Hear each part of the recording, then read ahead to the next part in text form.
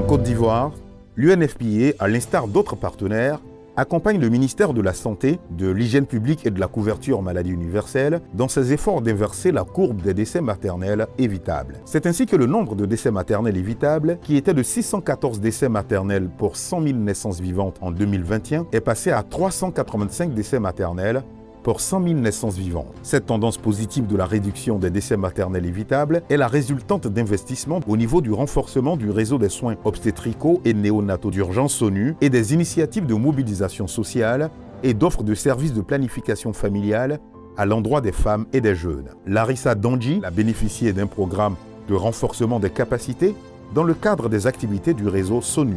Ça m'a apporté un plus dans ma formation professionnelle parce que c'est vrai, on a reçu la formation à l'INFAS, mais ça nous a donné un plus encore. Aïssa Ouattara, élève et mère d'un enfant, est accouchée récemment au centre de santé urbain de Nimbo. J'ai décidé de venir dans cet hôpital parce que les sages-femmes me donnent des conseils sur la grossesse et elles me donnent des médicaments gratuitement.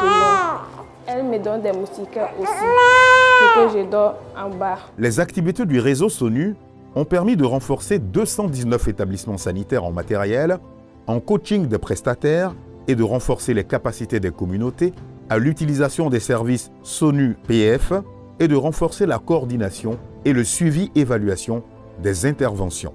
Par ailleurs, la prévention et la prise en charge de la fistule obstétricale a permis d'opérer 1174 femmes et de financer 988 d'entre elles pour des activités génératrices de revenus depuis 2020. J'ai fait 10 ans dans ce problème-là. Je vivais avec. C'était pas facile.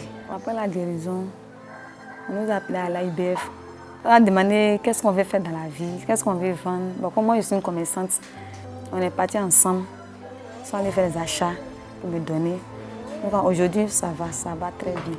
L'organisation de la semaine régionale de la planification familiale, comportant des activités de plaidoyer, de mobilisation sociale, d'information et de sensibilisation et d'offres de prestations de services de santé et qui intègre la prévention et la prise en charge des cas de VBG au profit des populations notamment les plus défavorisées.